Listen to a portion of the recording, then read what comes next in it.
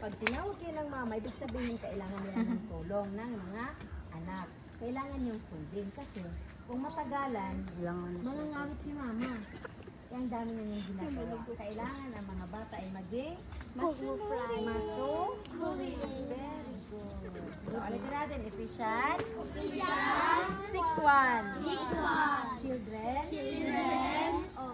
Obey your parents in the Lord, for this is right. for this is right. Okay, nilagyan natin ng action para mabilis nyo matandaan, ano? Children, obey your parents Obey your parents in the Lord, in the Lord, for this is right. for this